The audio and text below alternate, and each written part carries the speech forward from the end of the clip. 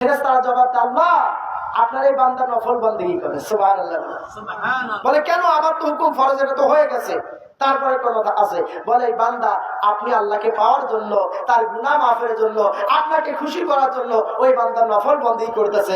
আল্লাহ কয়, ওই ফেরেশতারা আমার বান্দা আমাকে পাওয়ার জন্য একাই নফল করতেছে, সিজদা দিতেছে, যা তোদেরকে সাক্ষী রেখে আমি আল্লাহ আমার বান্দার গুনাহ মাফ করে দিলাম। সুবহানাল্লাহ।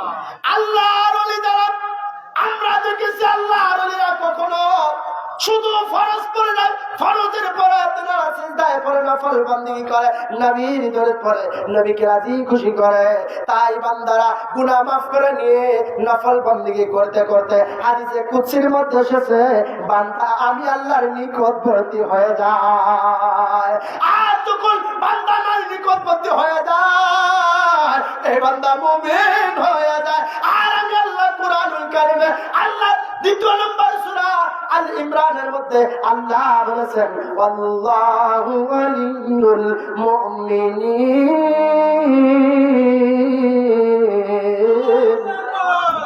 আল্লাহ কয় যে বান্দা মুমিন হয় ওই বান্দা আমি আল্লাহর বন্ধু হয়, আর এই সমস্ত বন্ধুদের হাত আমি আল্লাহর হাত হয়ে যায়।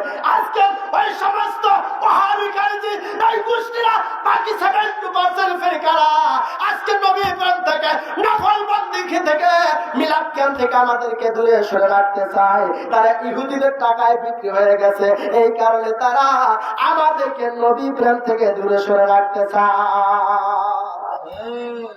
তার কারণ নফল করলে তো আল্লাহর নিকটবর্তী হওয়া যাবে, মিলাদ করলে তো নবীর প্রেমিক হওয়া যাবে। এই সমস্ত মৌলবীদের পিছনে নামাজ পড়লে নামাজ হবে না, যারা নবী থেকে আমাদেরকে দূরে সরে রাখতে চায়। কথা বলেন ঠিক কিনা?